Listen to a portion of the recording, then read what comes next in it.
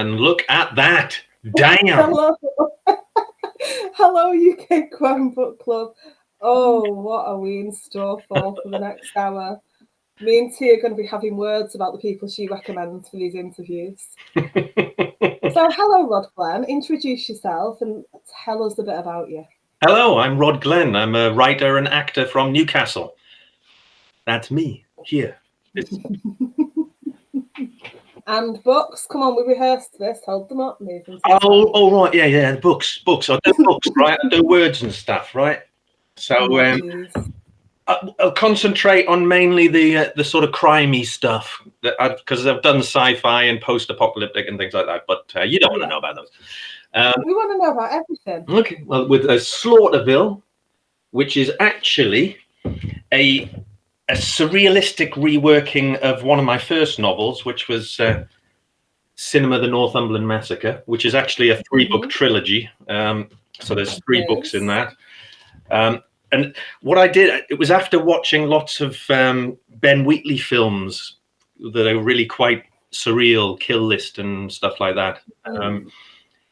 I wanted to make the journey in cinema rather than a more traditional crime thriller into the realms of a sort of surrealistic nightmare in places. So it is still a crime thriller, but there's a sort of a surreal horror edge to it. So similar story and all the same characters, but it changes and goes off in different directions and stuff. So people who have read cinema may be very interested to read Slaughterville to see the differences between the two.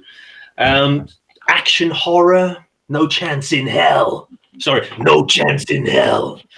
Got to say that like that. Fantasy sci-fi, The King of America. And last but not least, The Killing Moon, which is my post-apocalyptic thriller set in the northeast of England. And I've short stories in various anthologies and things like that. But they're the novels anyway. So there we have it. So you've been quite busy. I'm not surprised that there's a lot going on in books because there's clearly a lot going on inside your head. Yeah.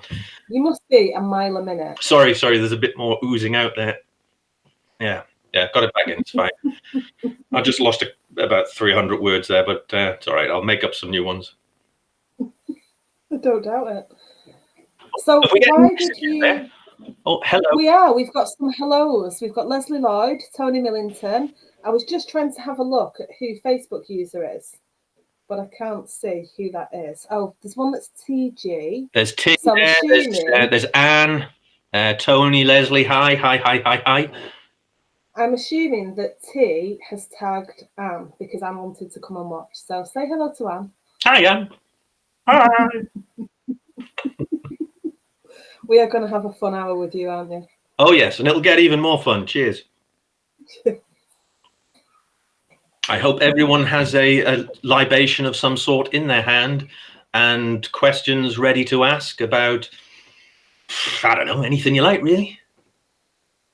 So, you have got something coming up later this year. Are you allowed to talk about it?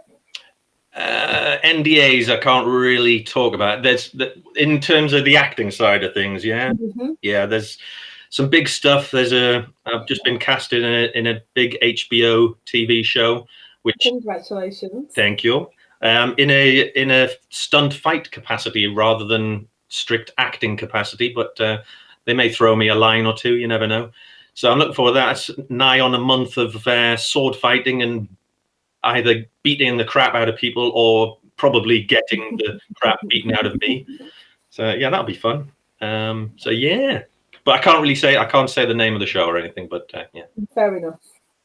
How much stunt work have you done and what kind of training do you have to do for that? I've quite a lot over the years. A lot of it has been acting stunt roles. So, and more of it in an acting capacity that has then involved some stunt work, and it sort of evolved from there. I did some boot camp training and on using swords and things, and did a medieval fantasy film a good few years back called The Fairy Flag, up in Scotland, but unfortunately that is still in post-production hell. Nigh on 10 years later, there's some kind of dispute between the director and the producer or something. So that's a shame. And then moving on from there, I am firearms trained, so I've done a lot of firearms stuff in films like Fury and American Assassin and World War Z, stuff like that. But I equally love the sort of dramatic, emotional roles and also the fun action stuff of blowing stuff up and getting shot at and things. It's always good fun when it's not real, obviously. Obviously, not nice to be shot at in real life, kids. Yeah. Let's leave the guns at home. Absolutely, or just not have them. Or not have them, yeah. But hey, it's swords this time, so yeah, all good. So have you done much sword fighting before?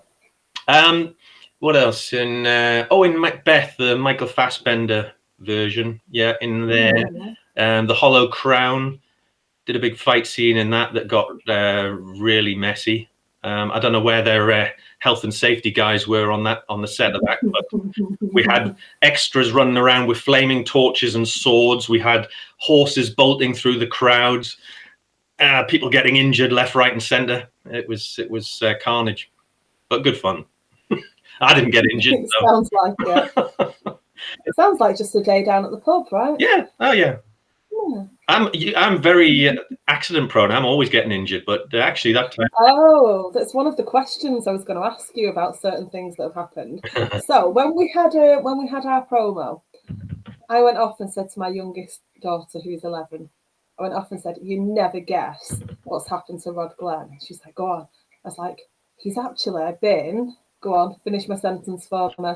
What? Run over by my own car? Not the one I went with. Oh, what was the other one? Go on, which one? There's been so many times.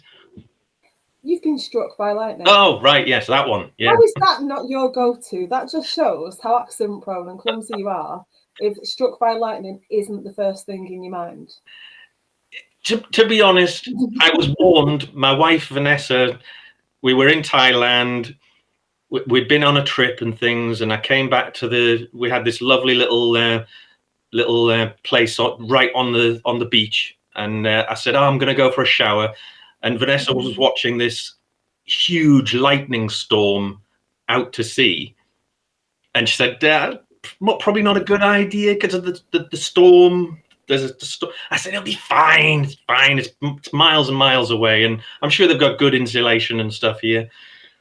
So showering away, and I grabbed the metal head of the shower just as the lightning struck.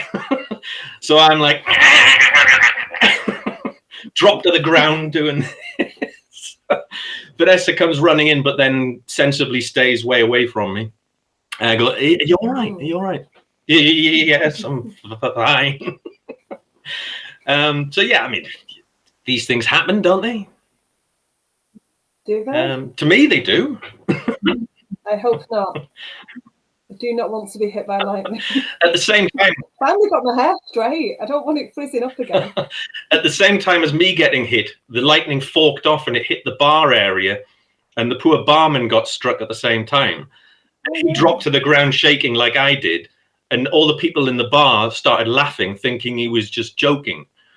But the poor guy was being electrocuted, so I felt his pain. And was he okay? Yes, oh yes, we were both fine, you know, just the occasional little twinge here and there. T said, "You've acted with some of the greats of TV and screen. Do any stick in your mind?" You've done a lot.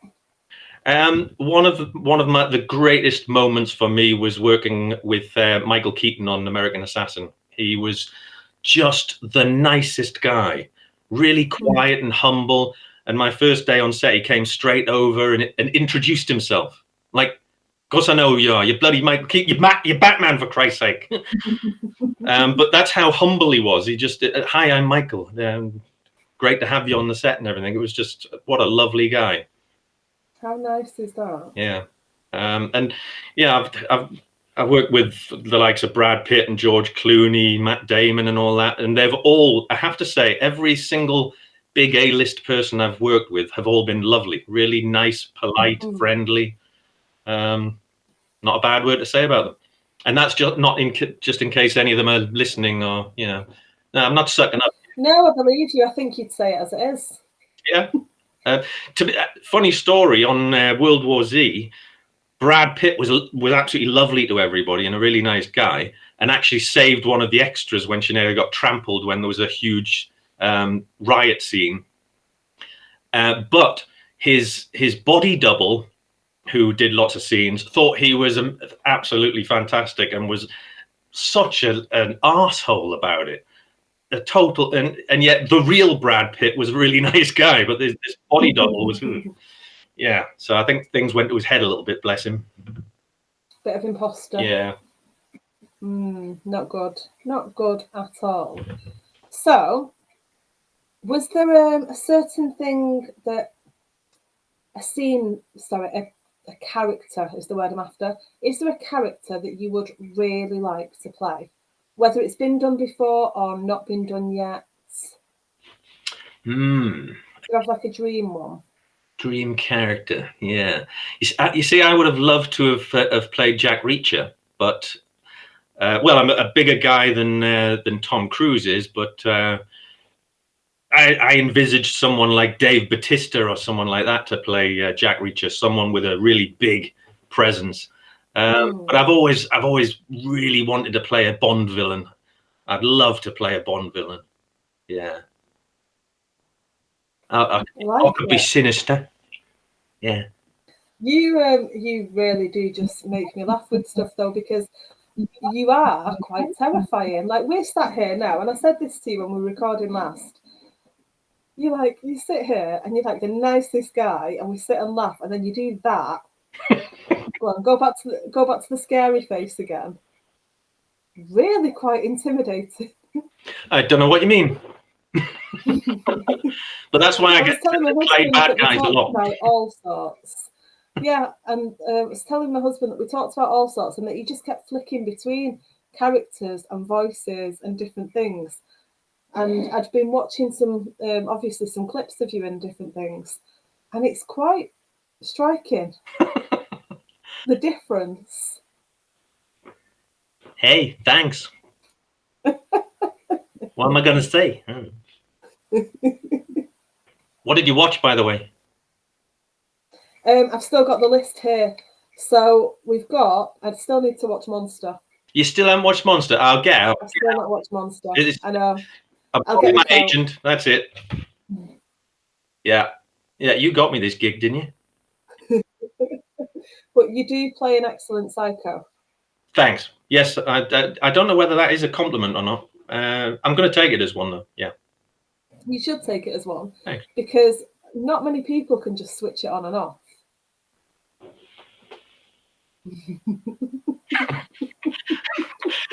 Oh, we've got some. Oh, hey, Bob. We have. How's it managed? Do you act out scenes before you write them to make sure they work? Oh, that's a good question. That is a good question. Yeah.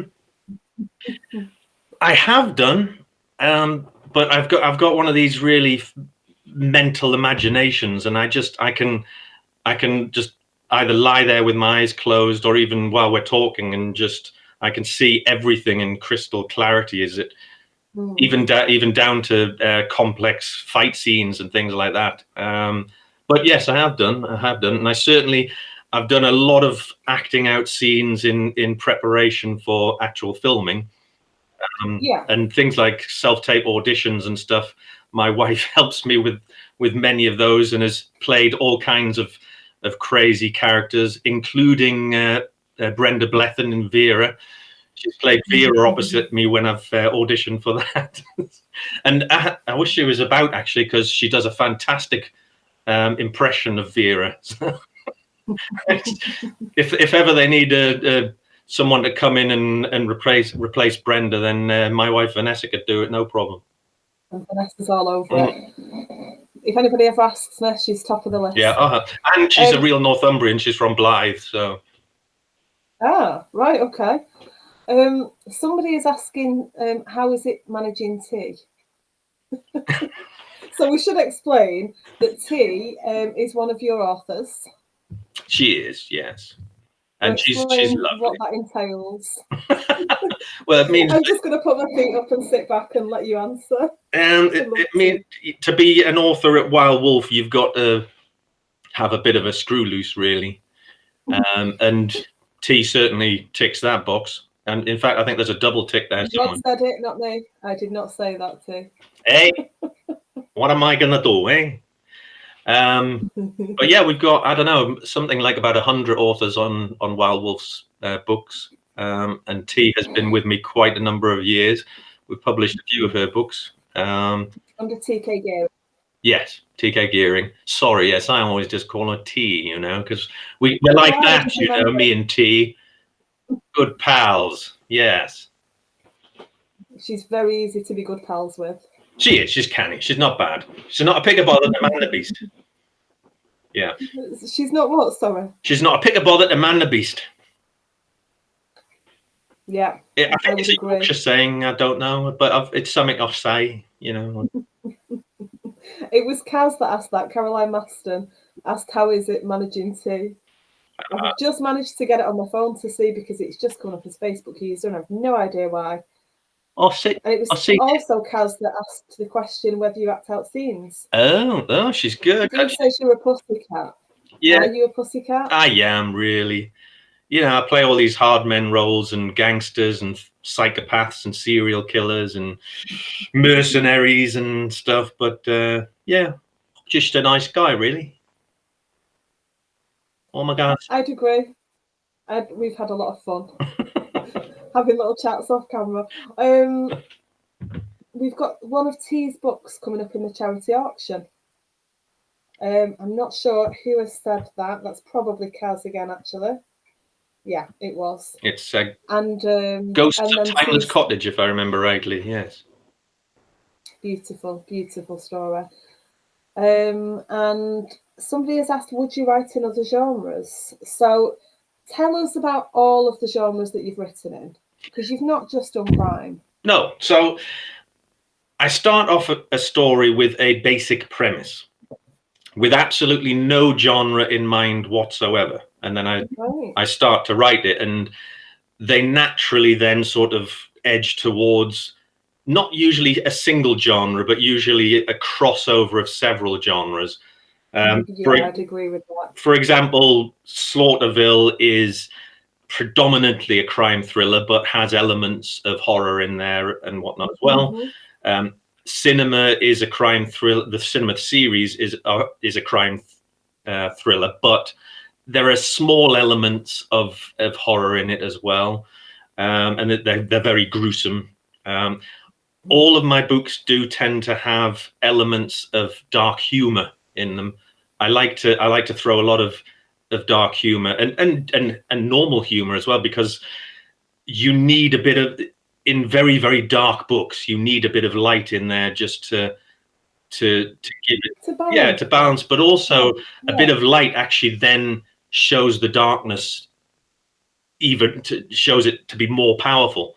Because there could be, you know, a really quite funny scene and people are getting on, there's laughter and hilarity and perhaps a little bit of flirting or whatever going on, and then the next minute people are getting their heads hacked off and stuff, you know. And it's a good way of sort of well, shocking the hell out of people, but also keeping readers on their toes so they don't quite know, they can't quite relax ever. They start to relax and then no, and so keeping them on the, you know, on tenterhooks a little bit there.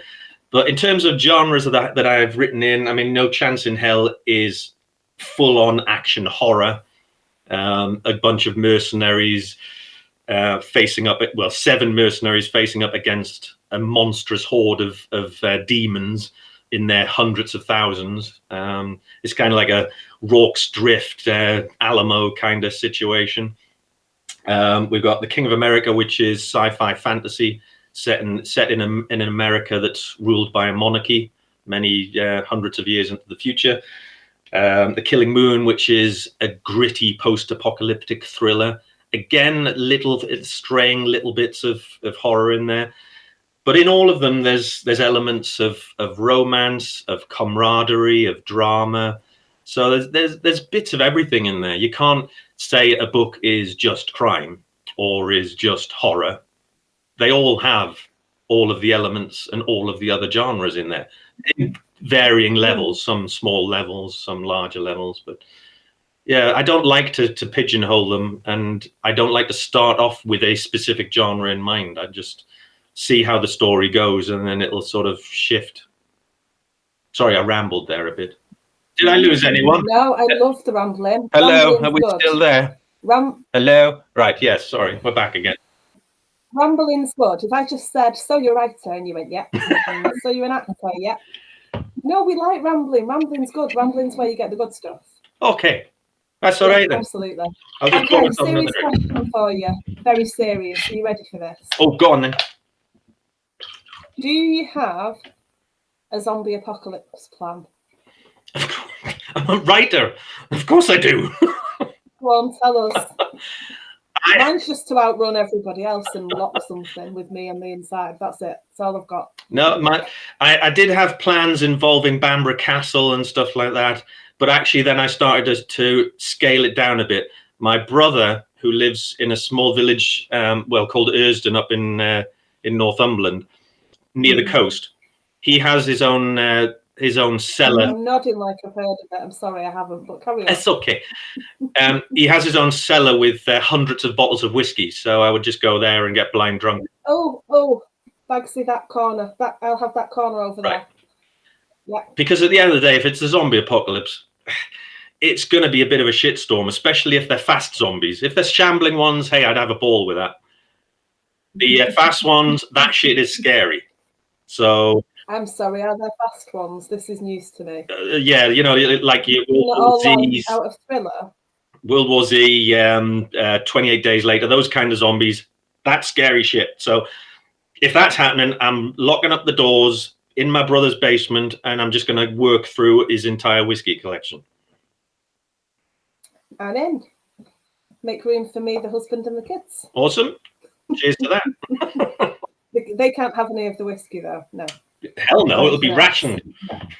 Absolutely. Yeah. Well, okay. To everyone else, it'll be rationed. Not to me, obviously.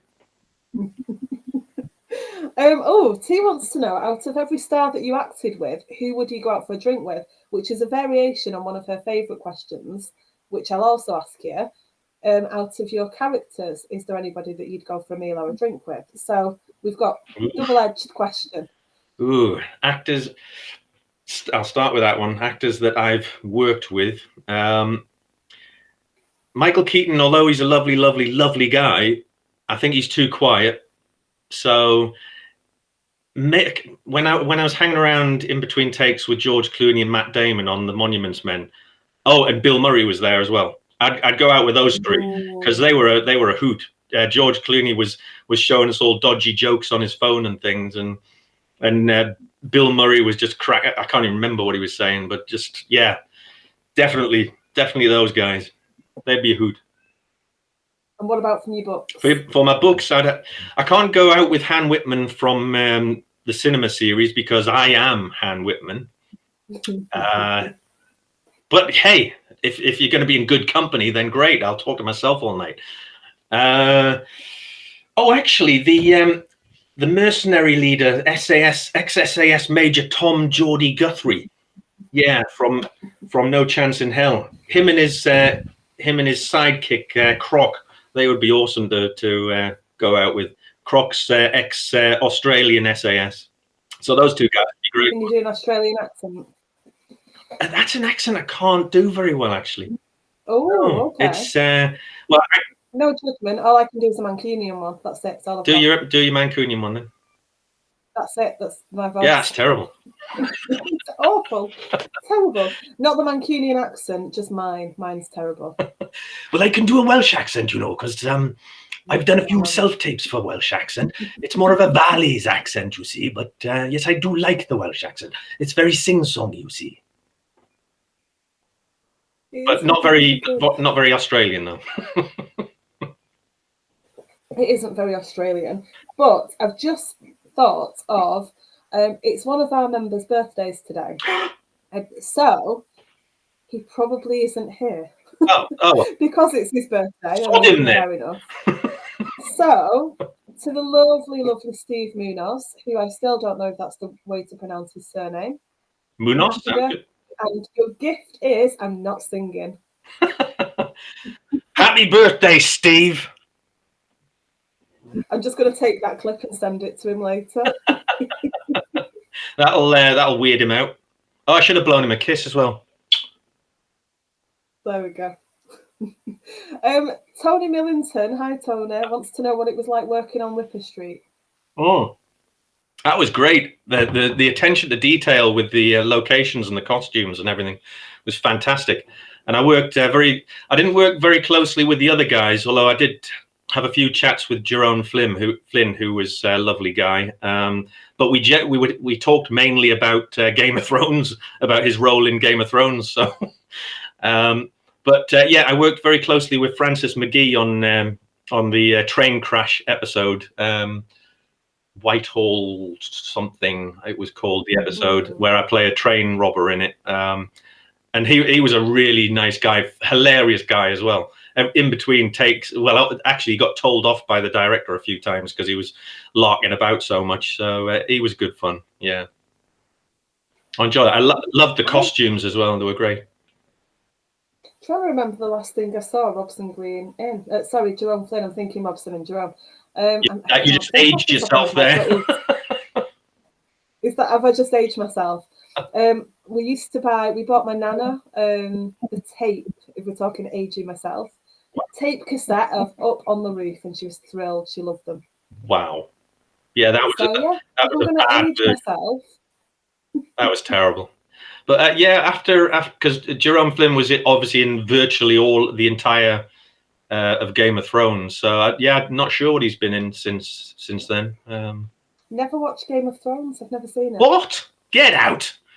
Get back in the sea. The second time you've thrown me out of one interview. I just don't get that. You haven't watched Game of Thrones? Are you nuts? I don't know. I just sit at home here reading crime. It's pretty much what I do. It's not a wasted existence. I'll give you that. No, it's definitely if not. There's crime there and reading, tick. Yeah, it's good. So I can come back then. Get yourself back in here. Come on. Yes. It's okay. Lift up the head. Let's not hang the head in shame anymore. I have been told lots of things about it. I'm not against watching it. I've just never watched it. Hey, it's all right. I don't make any money from it, so it's not a problem. There's a lot of things that people have seen that they talk about, and I go, no clue. There was a conversation about, I can't even remember who it was, a famous actor. A lot of the ladies were going mad because, probably men as well, and everyone in between. Apparently he does the bedtime stories on CBeebies sometimes. Oh, Tom Hardy. See, even you know who he is. I did my own version of that. It's on YouTube, actually, of me reading Dr. Seuss, The Cat in the Hat.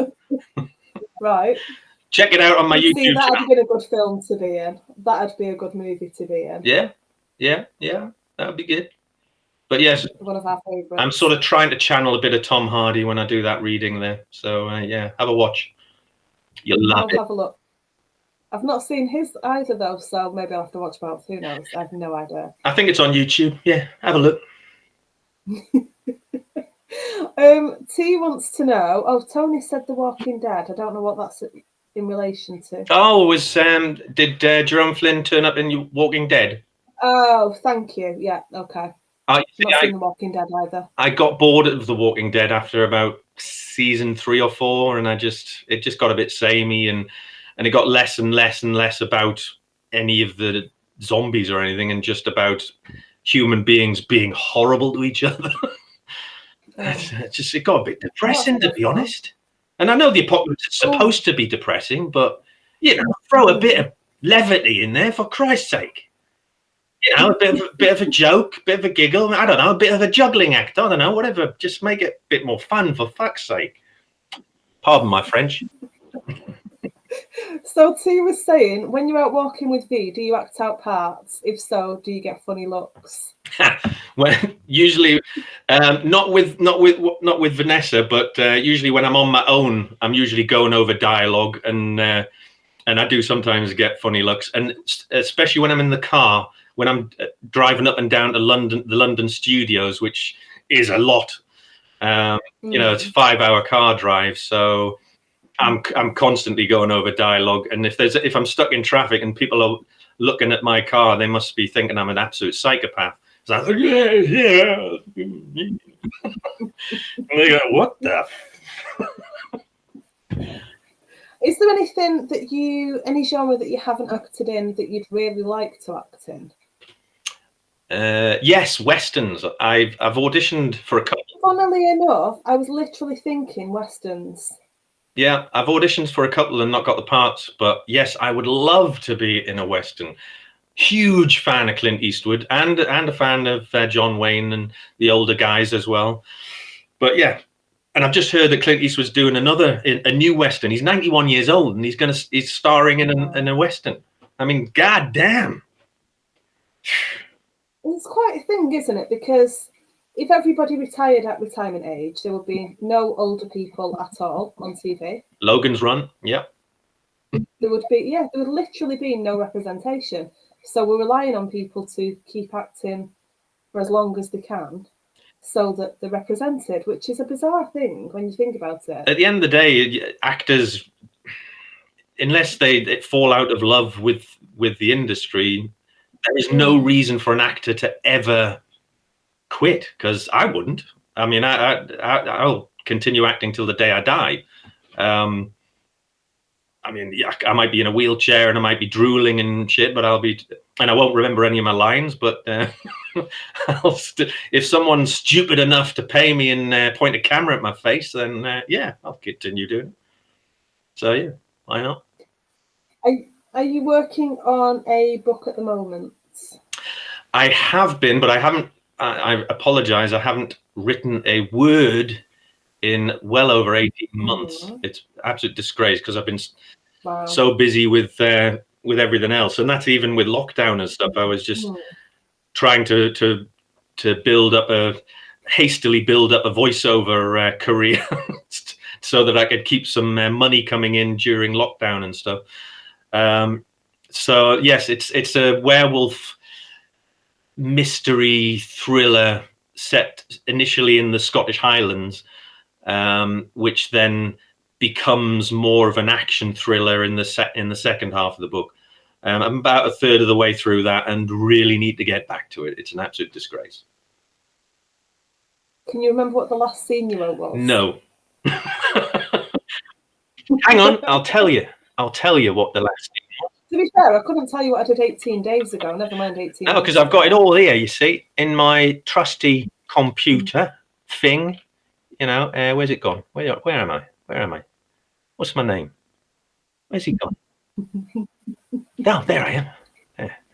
Right. So where is it? Come here. You better hope this isn't a spoiler, whatever you read out there. Right. The working title is Werewolf Apocalypse, but it won't actually. That won't be the title. That was just what I decided to temporarily call it. So, just notes. There was no point beating around the bush, so John said. I had an accident on the main road from Cannock on the way here just over a week ago. I was attacked by a wolf or something. The man looked genuinely shocked. A wolf? That'd be a first.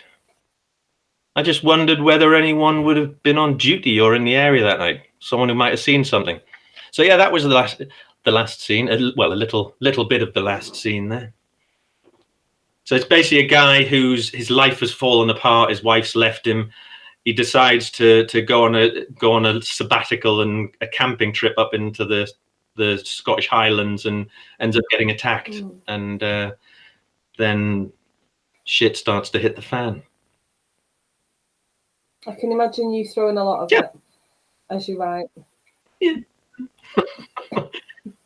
Keep that boulder rolling down the hill. And what I envision in the second half of the book becomes more of a more action, but there's it turns into a hunt for this patient zero, this first person who's been bitten, to try and find a cure, because it spreads and hundreds of more werewolves start spreading across the country. And so you get there's a team brought together to try and work out who patient zero was. So in a sort of it's kind of like a bit of World War Z-esque, but with werewolves instead. Yeah. Like it. There's a lot of people going, what the fuck is this guy on? Jesus Christ. Why am I even still here listening to this? So he wants you to tell us about your scar and how you acquired it, and is it useful in getting parts? Which scar? But I think she's I was talking just about thinking, I mean, she was talking about the... Yes. This you can't actually see it anymore, can no, you? it's I really... saw an image of it. It's really faded. It was extremely pronounced because it was a big 13-stitch head wound when I had the accident. And no, it hasn't helped with getting any parts yet. Well, that sucks. All that for nothing. I know. Someone throws my own car at me at 70 miles an hour, and I don't even get to get better parts out of it. So tell me about the rest of your scars, dare I ask? Well, I can't get... I was going to try and show you, but that's not... Don't show me. No, tell. Use your words. Well, I've got lots of scars on one of my legs from a rock climbing accident where basically it snapped and did a whole 180 degrees on itself. Compound fracture of the tib and fib, as it's technically called.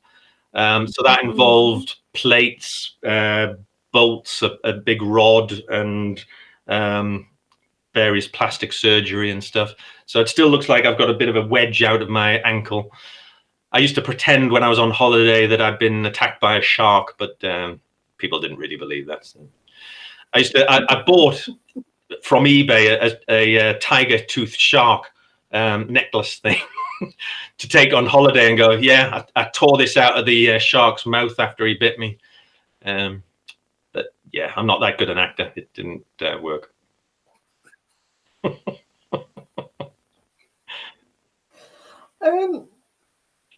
That'll be the patient then, T said. I don't know what that means. That'll be the patient. Oh yeah, that's one of my lines from a film I did a couple of years back. The More You Ignore Me. Right. Okay. Yeah. My first line in that film with Sally Phillips is she's lovely. Is not a patrol, and then Sheridan Smith throws some toast at Sally Phillips's face, and I go, "That'll be the patient, then, will it?" So, yeah, well remembered there, T. That is well remembered, because how many times have I seen that? I still don't know where she was going with it. Tony wants to know, would you try a TV detective series, either as a detective or a criminal? Oh, I'd love to. I published a book called Death Rattle by a former detective, a guy called David Jewell, who's a top bloke. Oh, we like David Jewell. Yeah, he's a lovely guy, and Death Rattle is a cracking book. And the main detective in that, Jack Slade, I would love to play him in a TV series, because he's got another couple of books lined up to publish with Jack Slade in, and I'd absolutely love to play him. He would be brilliant. And so yeah, but also, hey, if you're going to throw a gangster or a psychopath or something my way to play in Vera or Line of Duty or something, I'm your man. Right, we'll start messaging Jed Mercuria. I'm sure somebody somewhere must have a contact detail for Jed. So yeah, that's what we need. Let's Series 7. get this done, people. Yeah, I'm relying on you guys. Kaz wants to start a kind of a conversation, an ongoing conversation with Netflix. For our authors, let's get some books made into series. Yeah, that sounds good. The more the merrier, especially if they're UK and well, especially Northern as well. We need some more, because Vera's coming to a natural conclusion, so we need a new gritty Northern drama to replace that. So bring it on. Do you ever get nervous? I get nervous just before cameras roll every time, and I get nervous just before going on stage when I do stage stuff. But it's good because it sort of fuels the adrenaline and keeps you sharp. So I used to be really very, very nervous when it came to stage work, but the more I've done, I just get a little bit nervous now. But no, it's good. It keeps you sharp, and we're all human. Christ, it's important. It's you're creating something, and there can sometimes be 50 crew around you, and there's been times when there's been hundreds of extras and things, and when you've got to get it right, and otherwise they've got to take that again and then again and then again. It's sort of a big load on your shoulders if you're sort of key, if you're integral to that scene. It's very important. So yeah. Tony said he can be DS Monteith when his books come to the TV. Now he said Sam's read the book. I have, and I still need to write my review for it. It's called Family First, and it has detectives Watson and Monteith, and it's great. That sounds good. And yeah, there you go. So that is a verbal contract. Yeah, I've taken that. I've written it down. So that means it's happening. Just get the budget. I'm pretty cheap. I'm like a budget version of Sean Bean. So whatever his fee is, half that, I'm your man. Not a problem. And I'll get reading that. I'll make a note. Actually, I haven't read it, so yeah, I'll have a read of that. It is. It's great. T has put a laughy cry emoji. I don't know what the technical term for these emojis is. Would you ever do pantomime? No. Does she know a story that we don't? Actually, it would depend. If it was something a bit different and fun, I might. You don't fancy being the back end of a donkey? I played the donkey in a nativity play in school, in first school. In fact, I started off as a shepherd in the very first school play. Then I was the donkey, and then I got promoted to Joseph in the third year. So hey, it was always meant to be. What can I say?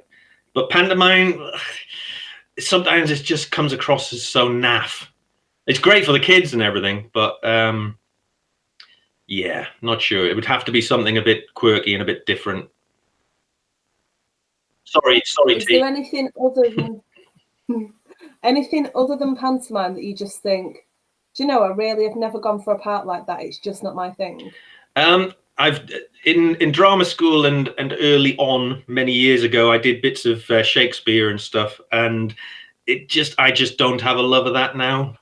So that's not really something I would do. I like doing other stage work, contemporary dramas and various other stuff, but yeah, I've just never. You either have a deep rooted love of Shakespeare, or you can kind of take it or leave it, and I can take it or leave it. So yeah, nah. So let's go back to the cinema series. How long did each book take you to write? Oh, right. Oh, it gets serious now. The first, the first draft of Cinema 1, I think, took about 6 months, and then it took another about 12 months of refining and redrafting and cutting stuff out and sticking stuff in. Cinema 2 and 3, I wrote really quickly. I think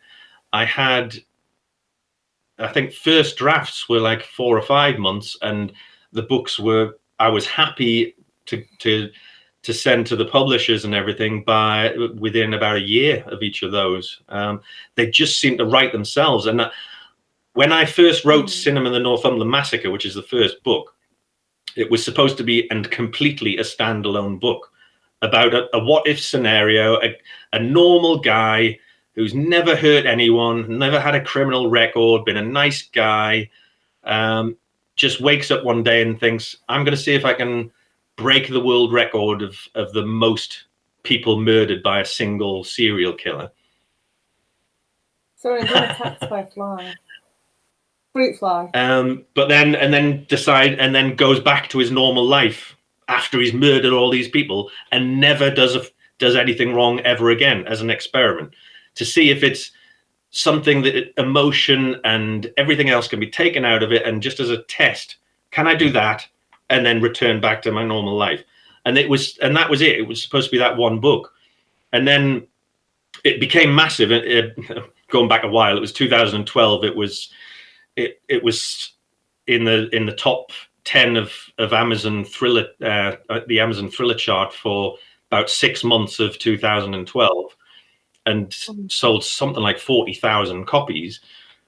And I just started getting tons and tons of messages, and we want to know what happens next. What happens next? And I'm like, well, nothing happens next. It's done. I'm moving on to a different. I had several other stories lined up, and then it got me thinking. I thought, yeah, what does happen next? This guy's just murdered a lot of people, and what is he thinking? What's going through his head? And so Cinema 2, Sympathy for the Devil, was born, and that went down some crazy avenue. And then as soon as I typed the end to Cinema 2, I had a fantastic idea for Cinema 3. It was like, okay, we'll do it again then. And yeah, people just love them. I'm still getting messages today, people asking, when are you going to bring a fourth one out? We want to know what happens next.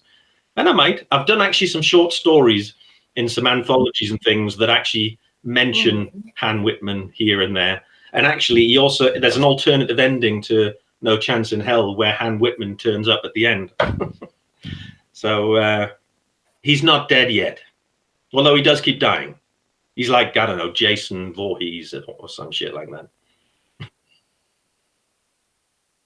So the book that you've not touched for 18 months, that you are going to finish at some point, is that part of the series? That's a total standalone, which I've been trying to write for a long time and keep getting distracted.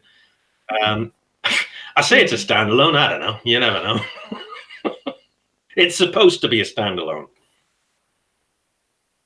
You want to tell us anything about it, or have you not done? Are you not in enough yet? Oh, that's the one that I briefly mentioned before, the werewolf apocalypse thing. Of course, it is. Yeah, that's. I was listening. Yeah, whatever. This interview's over. Now you're leaving. Now I'm leaving. And now you're going. This is just ridiculous. I'd quite like to see. I'm not going to ask you to do it. I'd quite like to see a strop. Don't work in a school anymore. I've not seen a strop for a while. I don't do strops. I'm not. I didn't really see strops when I did. I'm not paid enough to do strops, so I'm not diva-ish yet. You're getting paid the exact same amount that I am. No, I mean in general terms.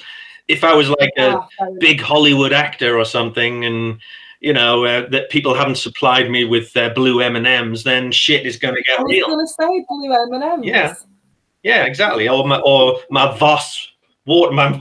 You bring me Evian when I wanted Voss? Heathens. Yeah. I'm not sure there's an answer to this, but T wants to know what you do to relax. Do you ever switch off? Every once in a while I will crack on music, and I've got a massive playlist of every single song I like, and it just keeps growing, and I keep adding stuff to it. And I think there's something like 500 songs on there. Wow. And if I just want to relax and chill out, I will just play that at random and just listen to whatever comes on. And there's everything from heavy metal, Frank Sinatra, classical, and everything in between, and the Stones, Led Zepp, all sorts of stuff. And I'll just sit and listen to that for a few hours, and yeah, that chills me out. So let's talk about short stories, anthologies, other work that you've done that isn't full-length novels. Okay. So tell us what else you've done. Well, some anthologies. I've there's one of Matt Hilton's anthologies, one of his action anthologies. I've got a short story in there. Actually, that involves Han Whitman as well. Holiday of the Dead, which is a an anthology of zombie-related short stories. There's something like 38 different short stories in it. It's a massive collection. I've got a short story in that. We got together with a load of other Wild Wolf publishing authors and created our own anthology as well, called Wild Wolf's Twisted Tales. I was thinking of the other one that's teasing the Christmas. Oh yeah, there's that one as well. Is it called Another Yes, Bloody Christmas? yeah, there's that one as well. Is it? And a few others that I can't remember off the top of my head. Well, I have just put you on the spot, which wasn't a very. You did, but as this was a sort of an interview thing about my writing and stuff, you would have thought I'd be prepared. We've gone off on several tangents. Have we gone off piste again, have we? Oh, Jesus. I'll drink to that. Cheers. Cheers. No, absolutely thrown me now. Grinning at me. Who was the last author that you read a book by? Do you get time to read a lot? Because, like you say, you're driving and you're practicing for acting roles, and you've got a lot going on. I have, but I do. It especially for a writer, it is very important to keep reading, because otherwise you risk becoming a bit stale. You need to be reading, and you need to be reading across many genres. You can't, if you write, say, predominantly crime, and you only read crime, it's a very bad idea. You need to be reading all the other genres as well. So I think Richard Osman's book, The Thursday Murder Club, I've got that on my bedside table at the minute, which I'm about halfway through. That's a good read. It's a fun, quirky, easy read. Before that, I was reading about serial killers in an anthology about real life serial killers. I can't remember who compiled it and edited it, but that was interesting. I do a lot of research on serial killers for my acting, and also for my writing. Which stood me in good stead when I wrote the cinema books, because I'd already done a massive amount of research. It's a bit of an interest. I think anybody who likes crime fiction loves true crime as well, and about serial killers and all that sort of stuff. We all love a bit of that. It's just sort of our own sort of morose curiosity. So before that, I think I reread a load of Neil Gaiman stuff, American Gods and stuff like that, which are fantastic. I'm a huge Terry Pratchett fan, so I've got, I think, almost every single book he's ever written, and I think most of them are in hardback. When he died, that was a major stab to the heart for me. I was really, that was a sad thing. But yeah, stuff like that. But yeah, I read all sorts. Stephen King, James Herbert, I used to read quite a lot of. I'm a big fan of Edgar Allan Poe, H.G. Wells, and all sorts of other stuff. Frank Herbert, love a bit of Dune. Dune actually inspired my sci-fi fantasy, The King of America. That was inspired by Dune. Stuff. Just read. You heard it here first. I do think that's one of the reasons I'm not writing more, because all I read is crime and I write crime. So I think you're right, it does kind of get in the way. You need to open it up. Even if you just go with whatever's best selling at the time, or some recommendations from friends, or even just randomize it on Amazon and see what pops up. Or have a wander around a Waterstones or your local, if you've got a local independent bookshop, if there are any of those left. Just find new stuff. Give it a try. You'll find it'll spur on your creative juices again. Definitely. T says you did the lockdown. Oh yeah, that was another one. Yeah. Forgot about that one. That's because hardly anybody's read that one, unfortunately. Well, maybe you never know. Will now. Never know. And T wants to know if you're enjoying. I'm having a great time. I'm lovely to see. How are you doing, love? We've only got 5 minutes left. Oh, you're joking, aren't you? Where'd that go? Absolutely flown. Oh, Jesus. Okay. So T did warn me that when we were getting you for an interview, we were getting a lot of character. Obviously. That's not wrong. I'm awesome. Yeah. Absolutely. What have been your most memorable moments as an author so far? Getting the first book accepted by a publisher. That's you never forget that moment. It was just a really small independent US publisher who agreed to publish the original version of The King of America, which is going back many, many years. They didn't do advances or anything, but there was no vanity involved because they paid for everything, designed the cover, did the promo. They didn't do a lot of promo because they were only small, but and it was like, oh my God.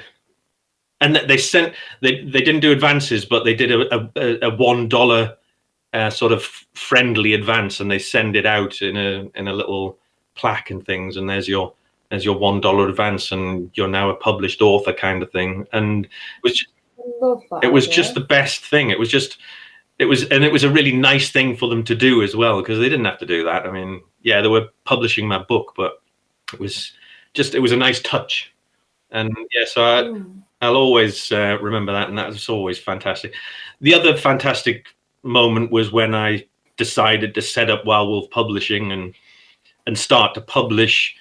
Well, it was initially set up to publish dark stuff, the dark fiction that a lot of the big publishing houses weren't really delving into back then. It was just a lot of mainstream crime thrillers, and then you had the horror stuff, but if you were a bestseller like Stephen King and stuff like that.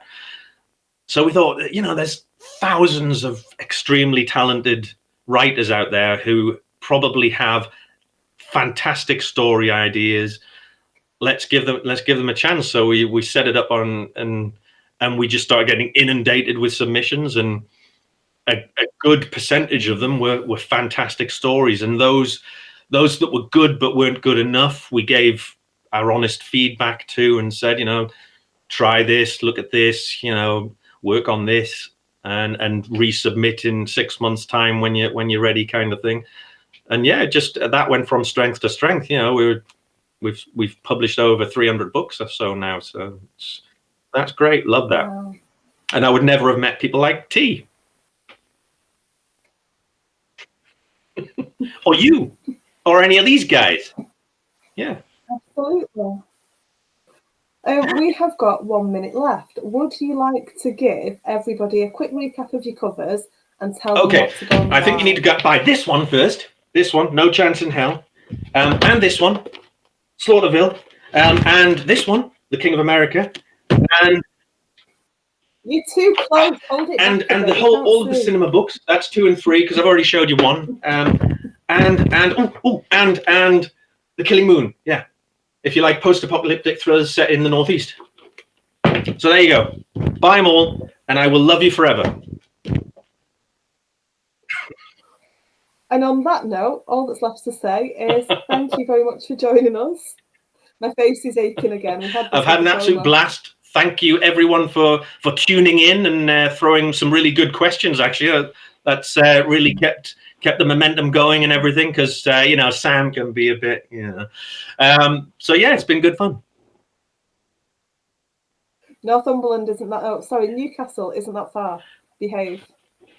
I'm sorry. Thank you. Yes. Thank you so much to everyone who's joined us tonight and asked questions. And thank you. And Kaz, he's yours next time. Good luck. Thanks, guys. Take care.